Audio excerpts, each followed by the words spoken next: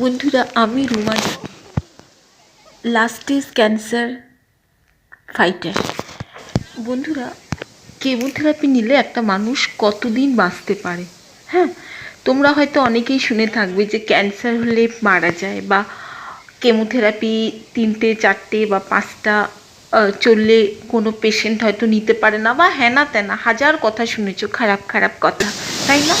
অনেক রকম কথা শুনেছ। কিন্তু আমি নিজে একসময় ক্যান্সার রুগী ছিলাম। আমার কেমোথেরাপি অনেকগুলো চলেছিল। শুধু কেমোথেরাপি না, আমার ক্যান্সার স্টেজ 4 হয়ে গিয়েছিল।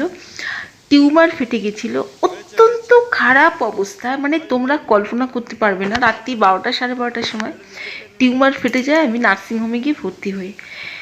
এবং তারপরে আমার জীবনে লং টার্ম একটা যুদ্ধ চলে। কত কষ্ট পেয়েছি, কত টেনশন গেছে, কখনো মন ভেঙে গেছে, কখনো মনের জোর পেয়েছি। হ্যাঁ, তবে হ্যাঁ, আমি একটু বরাবর পজিটিভই ছিলাম।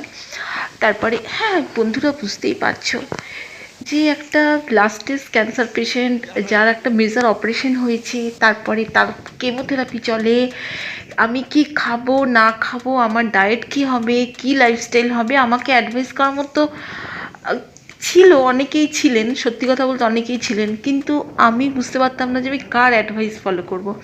যাই হোক, অনেক কিছু যুদ্ধের পর দেখো, অতগুলো কেমোথেরাপির পরে, অত রকম ঝড়ঝাপটার পরে আমি কিন্তু 100%, 200% ভালো আছি।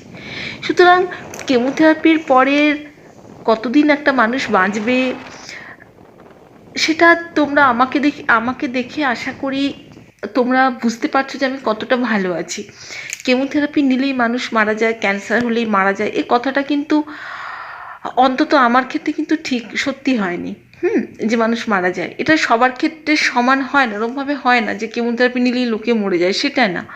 আমি কিছু কেমো যখন আমার ক্যান্সার ধরা পড়লো, তখন থেকেই আমি যখন বুঝতে পারলাম যে আমার ক্যান্সার হয়েছে, তখন লাইফস্টাইল পুরো চেঞ্জ করি। হ্যাঁ, অসুস্থ ছিলাম, ভয়ানক অসুস্থ ছিলাম।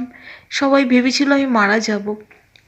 আমি বলছি কিন্তু বন্ধুরা, আবার শোনো, আমি প্রচণ্ড অসুস্থ ছিলাম, মানে ভাবতে পারবে না, বলতে গেলে শয্যাশয়ী। হ্যাঁ, তো ক্যান্সার হলে মানুষ মারা যায়, এটা কিন্তু সবসময় কিন্তু ঠিক কথা নয় যে ক্যান্সার হলে মানুষ মারা যায়। আবার স্টেজ 4 সবাই ধরেই নেয় যে সে মারা গেছে, সবাই ভাবে স্টেজ 1, স্টেজ 2 বা স্টেজ 3 হয়তো বেঁচে থাকে। জিনিস যেটা আমি বলতে চাইছি সেটা হচ্ছে যে আমার ইউটিউব চ্যানেল খোলার একটাই উদ্দেশ্য, একজন মানুষও যদি মনের জোর পান, আমি সত্যি নিজেকে ধন্য মনে করব যদি একটু উপকারে তোমাদের কারোর আসে। আর আমার চ্যানেলটা সাবস্ক্রাইব করতে ভুলো না।